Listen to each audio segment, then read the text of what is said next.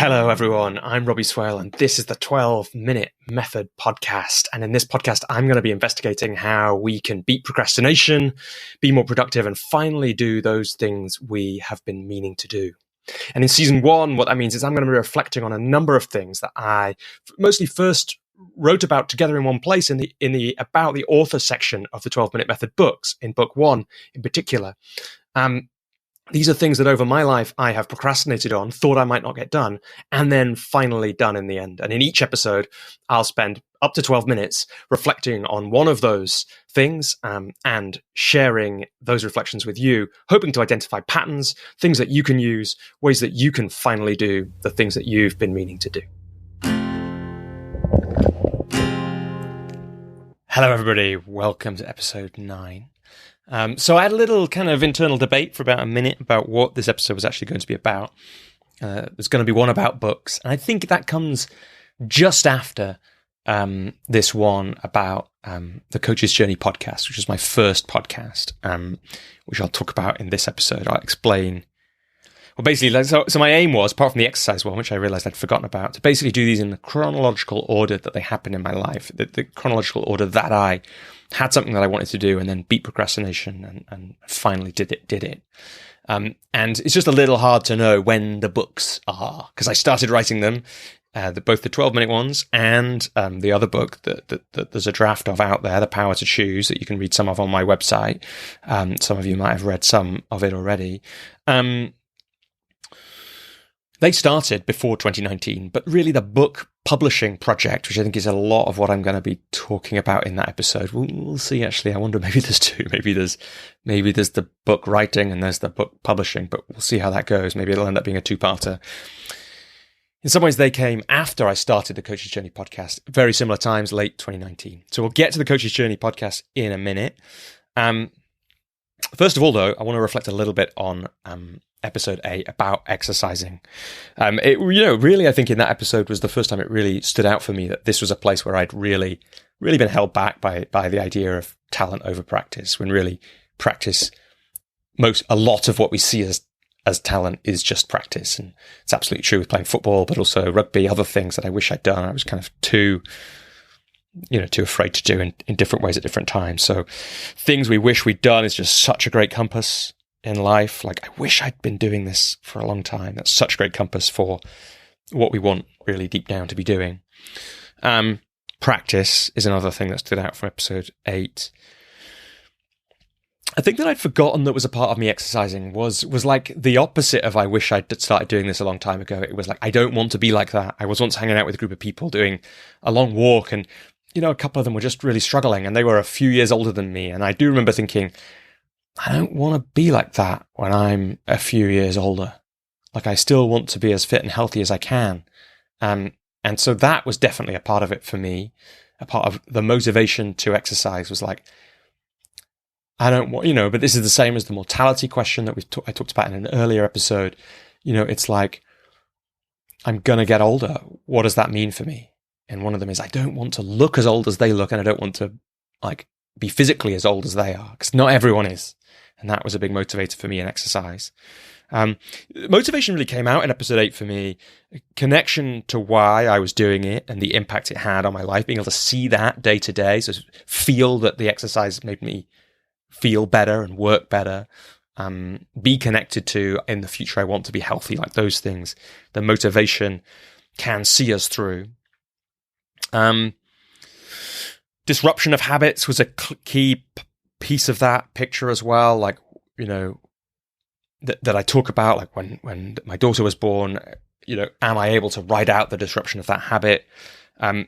Imperfect exercise versus perfect exercise. Like, do I keep going even though I know I could be exercising in a kind of more more effective way? The answer is yes, find the way to do something with exercise or with anything rather than nothing. That's there again in that story. Upgrading habits is in there. That's interesting. I didn't really talk about this with the 12-minute blog, but I kind of got better at writing that and at titling them so that more people read them. I mentioned it briefly, I think. Just it is okay to upgrade the habit and, keep the exercise habit, in my case, but it's okay to think about, how do I make it work now at this stage of my life, and what do I know now that means I can make it a better habit for me.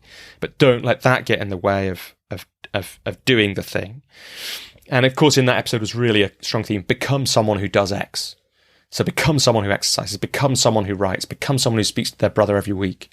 Like, that's a really powerful thing for me with exercise. And then the last one, I noticed that with exercise, I noticed that I talked about being afraid of joining a football club, being embarrassed about exercising in front of my girlfriend at the time, now wife, being kind of embarrassed of going to the gym. Like, there's a really common story, afraid of going to the gym.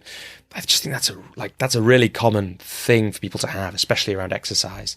And it was really helpful to me. Paul Thompson, who is my friend who works as a consultant, a well-being consultant, and also works as in personal training for people.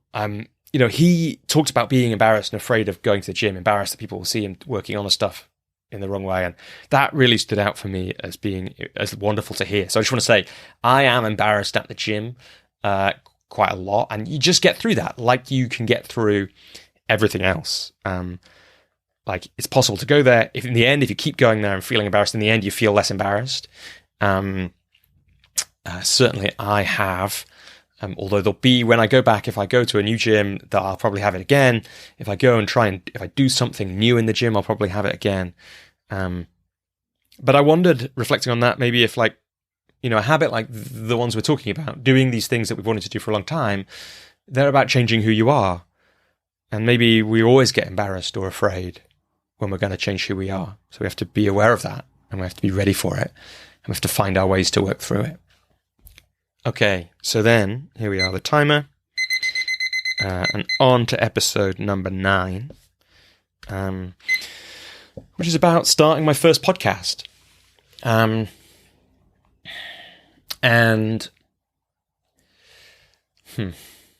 did it come about? Well, I had the name The Coach's Journey already. I had this sense that I had it for a group program that I ran for coaches, and I can't remember where the name came from. And at some point, I'd had an idea. I have a goal-setting exercise where I write down as many things that I might want to do in a year as possible. I narrow it down to the top 5, and then I do the top 5, and I purposefully do not do the other 20, because those are the worst. So say there's another 20, I do the top 5, the other 20, those are the things most likely to get in our way and stop us doing the most important things. There's a Warren Buffett story that I can share in the show notes. And I think podcast for coaches had been on that list a few times. I was kind of aware that I didn't really know of one. So it was an awareness of a good idea. And then I also had this thing where when I started out as a coach, I'd talked to a lot of experienced coaches about how they'd become successful. And I'd regularly been telling stories that they told me and wishing, when I was speaking to other coaches, that I had recorded those initial conversations. So there was my idea. Plus, so when I decided to make it, I decided to really make it like the podcasts I listened to a lot. Like the Tim Ferriss Show, for example. It was just I had this, I remember at some point, I don't think it was at the start, but at some point I had well, look, if I make, maybe it was at the start, if I make the Tim Ferriss Show, but for coaches, then that doesn't exist. And Ferriss doesn't talk to many coaches, and there doesn't seem to be a thing like the Tim Ferriss Show for coaches, so I can just do that. And that really gave me the format for the show. And that's a cool positioning phrasing that I learned from Seth Godin. If you can say it's like something, but for someone, or it's like something, but in this way, then that's a really good way of helping people understand what your thing is. Now, not everyone knows what the Tim Ferriss Show is, but some do. So I had that, is how I remember it. And then basically I knew about procrastination and how to get things done by that point. Right? You heard it in the train series story, the 12-minute blog story. If you've listened to that episode, if not, go back and listen to it. That's in a way where this all started. I knew then, I'd learned it from Tim Ferriss. So starting a podcast that's like the Tim Ferriss Show, but for coaches. What did Tim Ferriss do? Well, he did 5. He scheduled 5, and then because he thought he might hate the first one, and if he only did 1, he would quit after that. So I scheduled in 5, and I approached the people. I made a list, and then I approached the people on the list, most of whom I had an initial conversation with when I was just starting my business, and I approached them because I knew I'd have a good conversation with them. That's one of my criteria, is like, who would it be not that stressful to talk to? And it's basically started from there. And who would I love to talk to? It'd be fun. So like, how can I make these ones as fun as possible, as not stressful as possible? A big barrier to starting a podcast, though, was what do I need to have in place? How do I do this? And Tim Ferriss was really helpful again there. Easiest thing I can do is probably link to, I have done a longer episode of the Coach's Journey podcast, longer than this, about starting a podcast. So I can link to that. And in the show notes for that, there's loads of resources about podcasting, including Ferriss had a kind of list of kit. And I also asked my friend Joel, who was a guest on Coach's Journey podcast, who'd been my coach, the coach who started, has a lot of, it's his fault this 12-minute blog, 12-minute thing exists, really. Listen back again to that episode to hear more about that, episode 4 of this show. He has a podcast, so I asked him, like, what mic do you use and things like that. And I tried to get it as doable as possible. I talked to my sister, who's a DJ. She knows a bit about sound editing, so there's a good video that Ferriss linked to, which said, these are some things you should do before you start a podcast. So we're looking for like 80-20. Like, what do I need to do? If I want to make a good quality podcast, what are like the 10 things that I actually have to think about, and the rest I can just ignore? And one of them was, for example, record a test episode so that you know your setup works, so that you know it in advance. Another was record the audio, record the audio separately. So you can do that on Zoom. So where I record those shows. And I got my sister to show me some basic editing stuff, which was way better than trying to learn it from the internet. It took her about 10 minutes. It was great. And then I set off and I did it. And I edited them all myself. It was really, I wanted to use my friend Will's music. It was really quite hard to do that, to like negotiate with his agent or something. And in the end, talked to Will off record a bit. Managed to get it done for a fee that I could afford, because I didn't know if I was going to make any money from the podcast. Already sunk money into it to buy a mic, which is still the mic that I'm using now. Great investment, cost about 70 quid. Means that when people speak to me on the show, my audio almost always sounds as good as or better than the other person's. Really worth doing if you're going to be on a lot of podcasts or have a podcast. You can easily solve that problem. Learn about some other software things. Gradually created a system. And then I had to get guests, and I had the first 5 or 6. That was good, because it meant as I was learning to edit it, I could do it as I went. So that's like a 12-minute method of learning thing. Do the first one, learn from it, do the second one, learn from it, do the third one, learn from it, launch before you're ready, share the episode. And I can't remember how many I had edited before the first one came out. My plan was to do them fortnightly. And so I think I released the first, 6 or 8 fortnightly. Had a long list of guests, including some ideas for episodes that I could make. And then what happened? Well, then I think I basically realized it was taking me about a day to make an episode. So a key moment in the Coach's Journey podcast story was definitely, how do I make this sustainable? And there were two, maybe three. Two big moves for me in this that made the Coach's Journey podcast sustainable. And I think in and around this time was the thought that the same thing, I'd kind of started working on the 12-minute book by that point. And so I had the idea of like, what an amazing thing you can create so the podcast came out in, I think, November 2019, but I'd started recording in September. So I had the idea, well, if I can keep this going, then in the end, it'll be an amazing resource. I was already kind of getting good feedback. So how did I make it sustainable?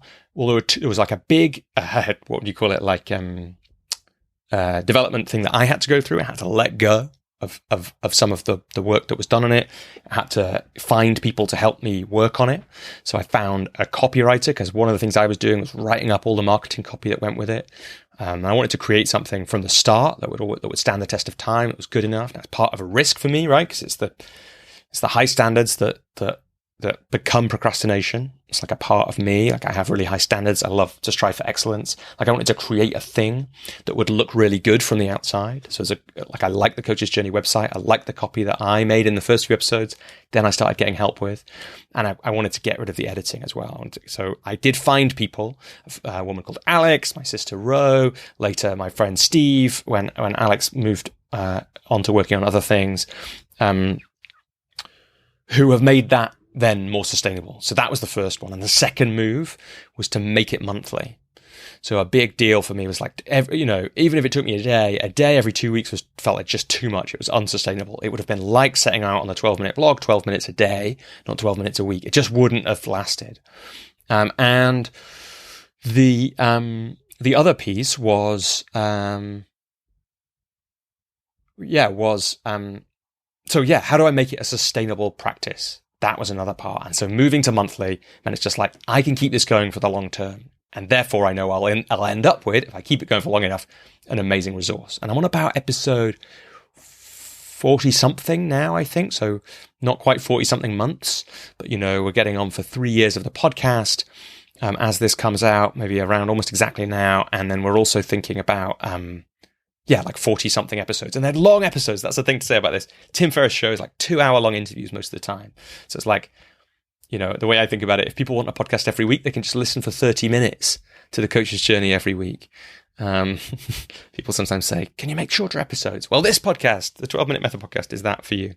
So that was a phase of development for the show. Big moments in the show were when I started getting approached for guests. And then one time I was about to dismiss the approach because I was getting annoyed by them. And I realized it was somebody quite famous in the coaching world, Marsha Reynolds. So she wanted to be on my show, or her media people did. That was a big moment. Okay, maybe I need to carry on.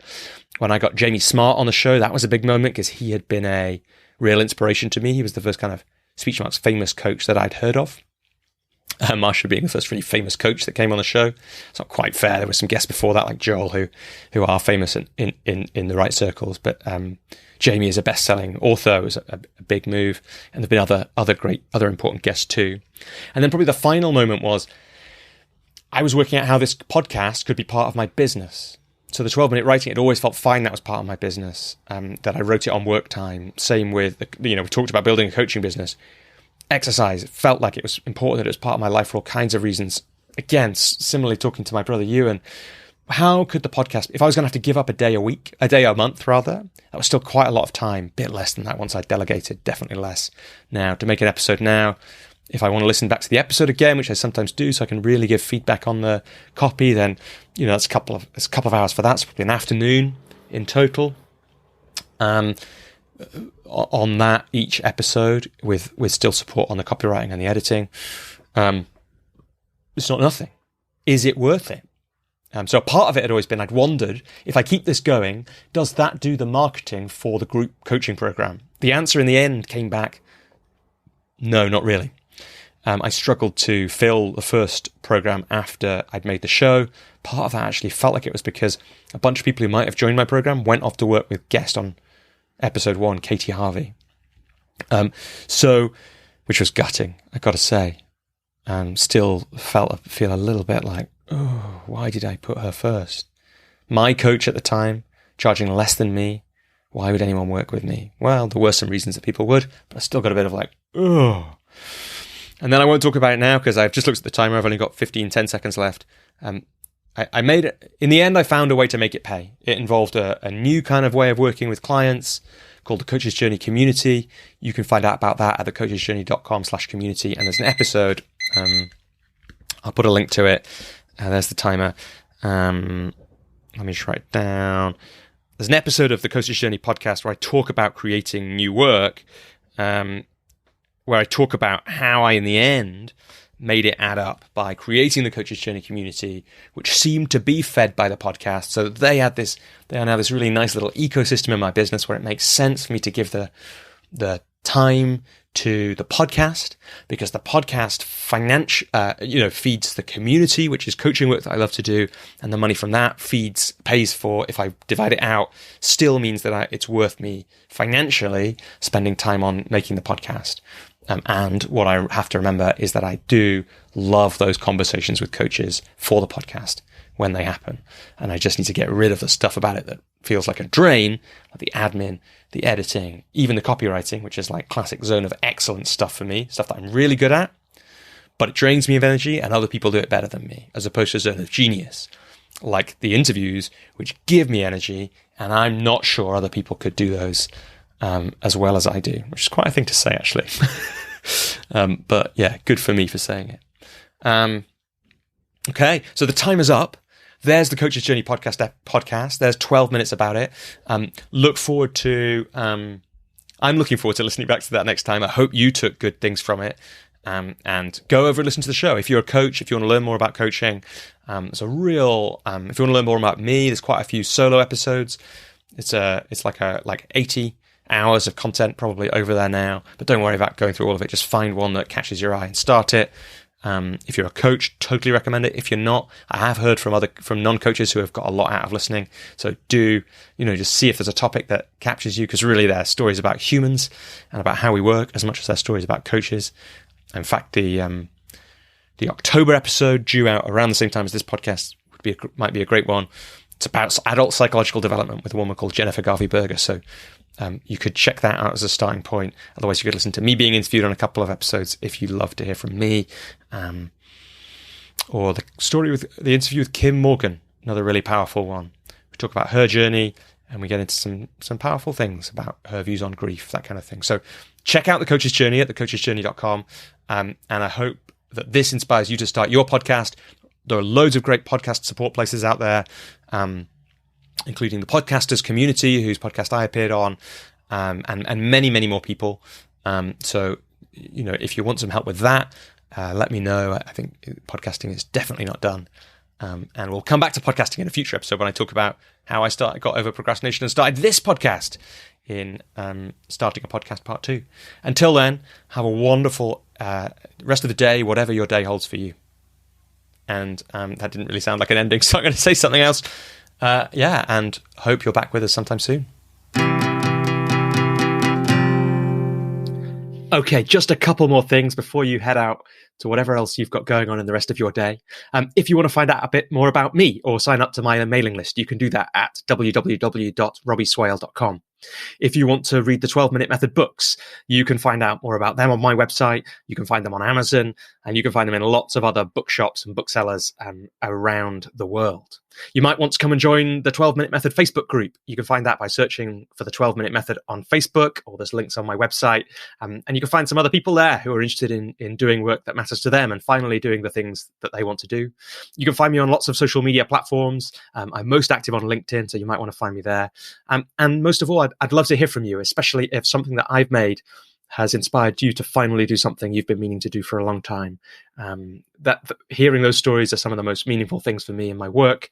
And so they help me keep going when I might want to give up. So I'd love to hear from you. But most of all, I'd love it if you did that thing that matters to you, that you've been meaning to do.